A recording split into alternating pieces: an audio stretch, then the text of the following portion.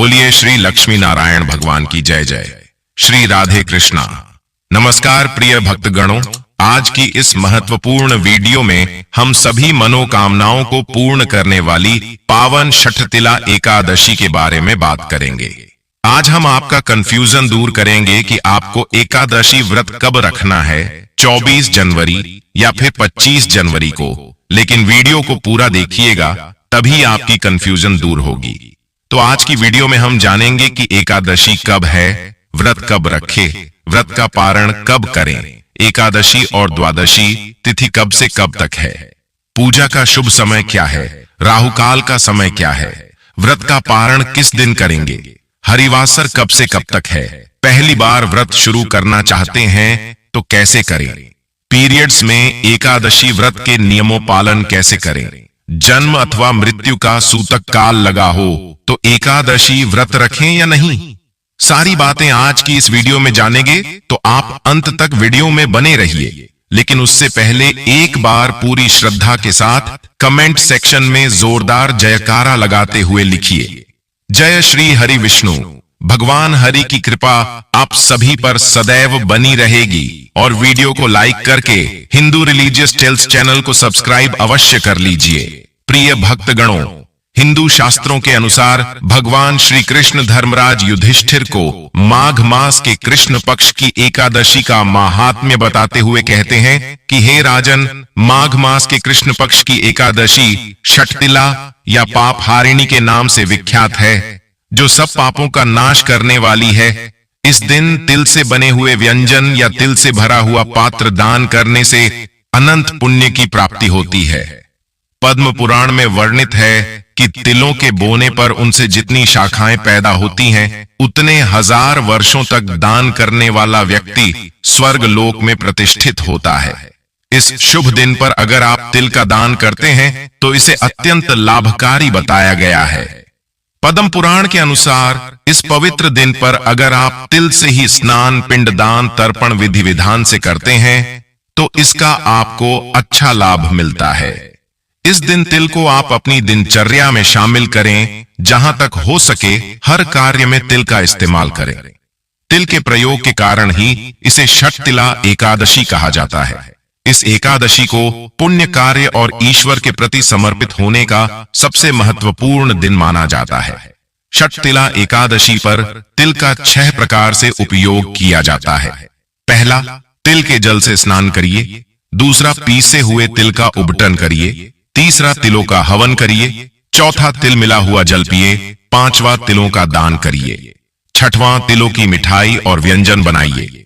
दोस्तों, छठतिला एकादशी व्रत की तारीख जानने से पहले जान लेते हैं कि एकादशी की पूजा कैसे करें। आइए जान लेते हैं छठतिला एकादशी की पूजा विधि के बारे में।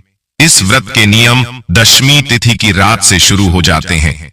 दशमी को सूर्यास्त के बाद भोजन ग्रहण न करें और रात में सोने से पहले भगवान विष्णु का ध्यान जरूर करें। छठतिला एकादशी के व्रत को नारद पुराण में भी दर्शाया गया है। इसके अनुसार छठतिला एकादशी के दिन सुबह जल्दी उठकर नित्य कर्म से निवृत्त होकर जल में डालकर स्नान करिए। इसके बाद भगवान श्री हरि विष्णु का ध्यान कर व्रत का संकल्प लीजिए। इसके बाद विष्णु जी की मूर्ति या तस्वीर को चौकी पर स्थापित करें। तस्वीर की स्थापना करने के बाद गंगा जल में तिल मिलाकर मूर्ति और उसके चारों तरफ जल के छींटे दें और पंचामृत से स्नान कराइए। ध्यान रहे कि पंचामृत में भी तिल के बीज निश्चित होने चाहिए। इसके बाद घट स्थापन करिए। घट स्थापन के बाद देसी घी का दीपक जलाएं और फूल अर्पित करिए। इसके बाद भगवान विष्णु की धूप और दीप से आरती उतारे और विष्णु सहस्त्र नाम का जप करिए। छठतिला एकादशी के इस पवित्र दिन पर भगवान श्री हरि विष्णु को तिल का भोग लगाएं। साथ ही तिल का दान करना भी अत्यंत लाभकारी होता है। ऐसा माना जाता है कि इस दिन आप जितने तिल का दान करते हैं, आपको उतने ही दिन स्वर्ग में रहने का अवसर प्राप्त होता है। पारण के समय कुछ विशेष बातों का ध्यान रखना चाहिए। छठतिला एकादशी व्रत को समाप्त करने के बाद भोजन करने की विधि को पारण कहा जाता है। ध्यान रहे कि द्वादशी तिथि समाप्त होने से पहले पारण करना अति आवश्यक है। द्वादशी तिथि के भीतर पारण ना करना पाप करने के समान होता है। व्रती को व्रत तोड़ने से पहले हरिवासर समाप्त होने की प्रतीक्षा करनी चाहिए। हरिवासर द्वादशी तिथि की पहली 1/4 अवधि को कहा जाता है। व्रत तोड़ने के लिए सबसे उपयुक्त समय प्रातः काल यानी सुबह का होता है। व्रत करने वाले उपासकों को मध्याह्न के दौरान व्रत तोड़ने से बचना चाहिए। कुछ कारणों की वजह से अगर कोई प्रातःकाल पारण करने में सक्षम नहीं है तो उसे मध्याह्न के बाद पारण ही करना चाहिए। कभी कभी एकादशी व्रत लगातार 2 दिनों का हो जाता है। ऐसी स्थिति में गृहस्थ परिवारजनों को पहले दिन एकादशी व्रत करना चाहिए। दूसरे दिन वाली एकादशी को दूजी एकादशी कहते हैं। इस दिन सन्यासियों, विधवाओं और मोक्ष प्राप्ति के इच्छुक श्रद्धालुओं को दूजी एकादशी के दिन व्रत करना चाहिए। जब जब एकादशी व्रत 2 दिन होता है तब तब दूजी एकादशी और वैष्णवी एकादशी एक ही दिन होती है। भगवान विष्णु का प्यार और स्नेह के इच्छुक भक्तों को दोनों ही दिन एकादशी व्रत करने की सलाह दी जाती है। प्रिय भक्तगणों, चलिए अब जान लेते हैं कि षटतिला एकादशी व्रत कब रखा जाएगा। लेकिन उससे पहले अभी तक आपने वीडियो को लाइक नहीं किया तो वीडियो को लाइक करके चैनल को सब्सक्राइब अवश्य कर लें और हां, पास वाले बेल आइकन का बटन दबाना बिल्कुल भी ना भूलिए। आइए जानते हैं षटतिला एकादशी व्रत के शुभ मुहूर्त के बारे में। चलिए आपको बताते हैं इस बार षटतिला एकादशी का व्रत कब रखा जाएगा। एकादशी और द्वादशी तिथि कब से कब तक रहेगी और व्रत पारण का यानी व्रत खोलने का शुभ मुहूर्त कब से कब तक रहेगा। इस बार एकादशी तिथि प्रारंभ होगी 24 जनवरी शुक्रवार को शाम 7:26 से और एकादशी तिथि समाप्त होगी 25 जनवरी शनिवार को रात 8:31 पर। इसलिए इस बार केवल 25 जनवरी दिन शनिवार को ही षटतिला एकादशी का व्रत रहेगा। एक दिन पहले यानी शुक्रवार को दशमी तिथि के नियमों का पालन किया जाएगा। द्वादशी तिथि प्रारंभ होगी 25 जनवरी शनिवार की रात 8:32 से। इसी के साथ हरिवासर का समय भी शुरू हो जाएगा और द्वादशी तिथि समाप्त होगी 26 जनवरी रविवार को रात 8:54 पर। एकादशी यानी 25 जनवरी शनिवार को ब्रह्म मुहूर्त का समय सुबह 5:36 से 6:24 तक रहेगा। सूर्योदय होगा सुबह 7:13 पर। सूर्यास्त शाम 6:05 पर होगा। प्रातःकाल पूजा का मुहूर्त सुबह 5:53 से 7:13 तक। शाम की पूजा का मुहूर्त शाम 5:52 से 7:14 तक रहेगा। राहु काल सुबह 9 बजे से 10:30 तक रहेगा। सुबह की पूजा जहां तक हो सके राहु काल का समय शुरू होने से पहले तक कर लेनी चाहिए। द्वादशी तिथि यानी 26 जनवरी रविवार को सूर्योदय होगा सुबह 7:12 पर। सूर्यास्त शाम 6:06 पर। ब्रह्म मुहूर्त सुबह 5:36 से 6:24 तक। प्रातः काल पूजा मुहूर्त सुबह 5:52 से 7:12 तक रहेगा। अभिजीत मुहूर्त दोपहर 12:17 से 1:01 तक रहेगा। राहु काल शाम 4:30 से 6 बजे तक रहेगा। हरिवासर का समय समाप्त होगा 26 जनवरी रविवार को सुबह 2 बजे तक, यानी कि शनिवार की मध्य रात्रि का यह समय रहेगा। तो आप रविवार को शुभ मुहूर्त में व्रत का पारण करेंगे और व्रत पारण मुहूर्त रहेगा 26 जनवरी रविवार को सुबह 7:12 से लेकर 9:05 तक। व्रत हमेशा शुभ मुहूर्त में ही खोलना चाहिए।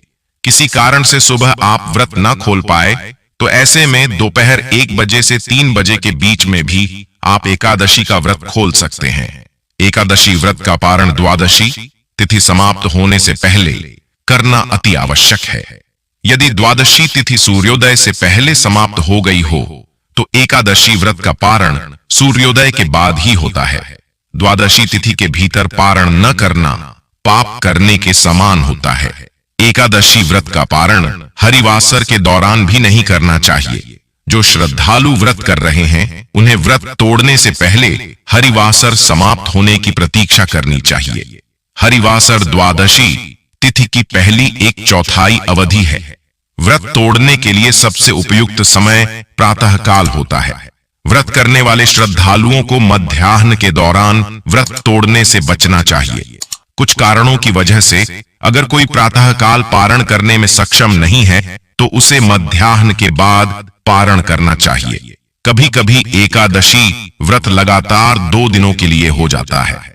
जब एकादशी व्रत 2 दिन होता है तब स्मार्त परिवारजनों को पहले दिन एकादशी व्रत करना चाहिए। दूसरे दिन वाली एकादशी को दूजी एकादशी कहते हैं। सन्यासियों, विधवाओं और मोक्ष प्राप्ति के इच्छुक श्रद्धालुओं को दूजी एकादशी के दिन व्रत करना चाहिए।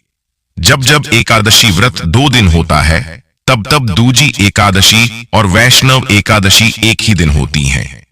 भगवान विष्णु का प्यार और स्नेह के इच्छुक परम भक्तों को दोनों दिन एकादशी व्रत करने की सलाह दी जाती है।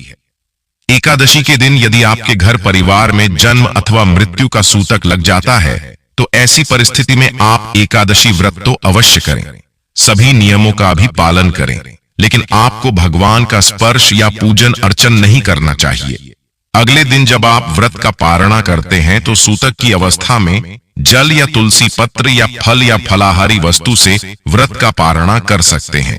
यदि आप यात्रा में हैं या कहीं बाहर है और पूजा पाठ या पारणा की व्यवस्था नहीं हो पा रही है तो आंख बंद करके मानसिक रूप से मन में सभी वस्तु का, सभी विधि का ध्यान करते हुए यदि आप एकादशी व्रत करेंगे तो आपको एकादशी पूजा का व्रत का पूरा पुण्य प्राप्त होगा, क्योंकि हमारे धर्म ग्रंथों और पुराणों में मानसिक पूजा का भी विधान बताया गया है। और इसी तरह यदि कोई माताएं बहनें मासिक धर्म पीरियड की अवस्था में रहती हैं तो ऐसी अवस्था में भी उनको व्रत करना चाहिए। व्रत के नियमों का भी पालन करना चाहिए, लेकिन उनको भगवान का स्पर्श या पूजन अर्चन नहीं करना चाहिए। साथ ही जो माताएं बहनें गर्भावस्था में है, गर्भवती है, तो उनको अपने बालक का, अपने शिशु का, गर्भस्थ बच्चे का ध्यान रखते हुए ही एकादशी व्रत करना चाहिए। अच्छी प्रकार से फलाहार करके वह व्रत कर सकती हैं, लेकिन कोई भी इस दिन गलत काम ना करें। किसी भी प्रकार का पाप कर्म बिल्कुल ना करें। सभी तरह से आपको अच्छे मन से पवित्र अवस्था से एकादशी व्रत का नियम विधि विधान से पालन करके ही करना चाहिए। अगर जाने अनजाने में आपसे कोई त्रुटि हो जाती है, गलती हो जाती है, तो प्रभु से आप क्षमा याचना अवश्य कर लीजिएगा।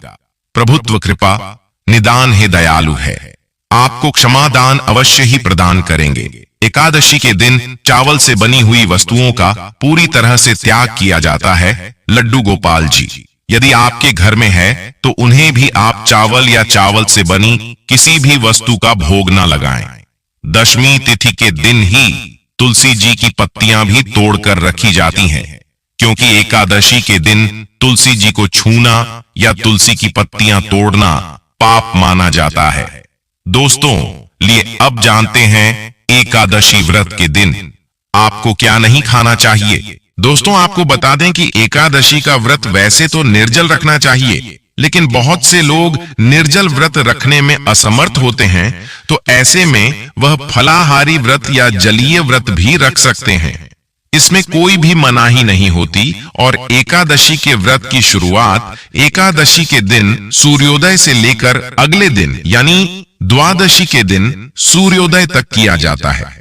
तो यदि आप निर्जल व्रत कर रहे हैं तो आप एकादशी के दिन सूर्योदय से पहले तक जल ग्रहण कर सकते हैं, लेकिन उसके बाद आपको एक बूंद भी जल ग्रहण नहीं करना चाहिए। और यदि आप फलाहार व्रत कर रहे हैं तो आप जल और फल ग्रहण कर सकते हैं। एकादशी का व्रत रखने वालों को कुछ चीजों का ध्यान जरूर रखना चाहिए, जैसे इस दिन किसी भी हाल में किसी का दिया हुआ भोजन या किसी के घर से आया हुआ भोजन ग्रहण नहीं करना चाहिए। इस बात का आपको विशेष ध्यान रखना है। दोस्तों, एकादशी के व्रत में चावल का सेवन बिल्कुल भी नहीं किया जाता है। साथ ही इस दिन चावल बिल्कुल भी नहीं बनाए जाते। शास्त्रों में बताया गया कि अगर आप चावल खाते हैं तो वह चावल नहीं, आप कीड़े मकोड़े खा रहे हैं। इसलिए आपको इस दिन चावल नहीं चाहिए और ना ही इसका सेवन करना चाहिए। यदि आप ऐसा करते हैं तो आपका व्रत खंडित हो जाएगा। दोस्तों, एकादशी के एक दिन पहले यानी दशमी तिथि से ही आपको प्याज, लहसुन, मसूर की दाल और चावल का सेवन बंद कर देना चाहिए। दशमी, एकादशी और इसके बाद द्वादशी के दिन भी प्याज, लहसुन, मसूर, उड़द, चने की दाल आदि का सेवन न करें। इसके साथ ही आप इन 3 दिनों में शहद का सेवन भी न करें और ना ही एकादशी के दिन सेम की फली का सेवन करें। इस बात का आपको ध्यान रखना चाहिए। इसके अलावा एकादशी पर श्री विष्णु की पूजा में मीठा पान चढ़ाया जाता है, लेकिन इस दिन पान खाना भी वर्जित है। दोस्तों, एकादशी तिथि में वर्जित पदार्थ है जौ, बैंगन और सेमफली, गेहूं, चावल, दाल या हर प्रकार की दाल, मैदा, बाजरा, मक्का, रागी, ज्वार, उड़द और इस प्रकार का कोई भी अनाज। इसके अलावा अन्न युक्त तेल का भी उपयोग एकादशी में नहीं कर सकते हैं, जैसा कि सरसों का तेल, मक्के का तेल, तिल का तेल, सोयाबीन का तेल इत्यादि। एकादशी के दिन इन मसालों का प्रयोग भी नहीं करना चाहिए, जैसे कि हींग, राई, सरसों, इमली, सॉफ्टेल, अजवाइन, खसखस, हल्दी, मेथी, कलौंजी, बाहर से लिया हुआ कोई भी सब्जी मसाला, गर्म मसाला, बेकिंग पाउडर, कस्टर्ड पाउडर इत्यादि। मेथी, हींग, सरसों का तेल, सौंफ, इलायची, इमली, लौंग और जायफल आदि मसालों को भी वर्जित बताया गया है। तो दोस्तों, हमने अब भी आपको कुछ ही चीज बताई है जो कि आपको एकादशी व्रत में नहीं खानी चाहिए, क्योंकि दोस्तों वीडियो बहुत लंबी हो जाएगी। इसलिए हमने इस पर एक अलग से वीडियो बनाई हुई है कि आपको एकादशी व्रत में क्या खाना चाहिए और क्या नहीं खाना चाहिए। ब्राह्मणों को भोजन करवाएं, ब्राह्मणों को दान और दक्षिणा दें, गरीबों को भोजन कराएं। इस दिन द्वादशी तिथि के दिन खास करके शक्तिला एकादशी का व्रत रखते हैं। उस दिन द्वादशी तिथि के दिन तिल द्वादशी का व्रत किया जाता है और उस दिन भगवान विष्णु के पूजन का विशेष महत्व माना गया है। भगवान विष्णु का अवश्य ही पूजन संपन्न करें। उसके बाद फिर उस दिन तिल, गुड़, नारियल, सीताफल भगवान को अर्पण करके ब्राह्मणों को दान अवश्य करना चाहिए, जहां तक हो सके, और वस्त्र, कंबल आपसे जो भी बन सके दान अवश्य करना चाहिए और ब्राह्मणों को संतुष्ट करना चाहिए। प्रिय भक्तगणों, उम्मीद करता हूं आज की यह विशेष जानकारी आपको जरूर पसंद आई होगी। पसंद आए तो लाइक और अपने दोस्तों, रिश्तेदारों को शेयर कर दीजिए। प्रिय भक्तगणों, मौनी अमावस्या, शिवरात्रि और होली से संबंधित जानकारी की वीडियो हमारे चैनल पर अपलोड हो गई है। आप चाहे तो उन्हें आप देख सकते हैं। इस वीडियो में बस इतना ही। मिलते हैं अपने अगले वीडियो में, तब तक के लिए नमस्कार। जय श्री राम, हर हर महादेव।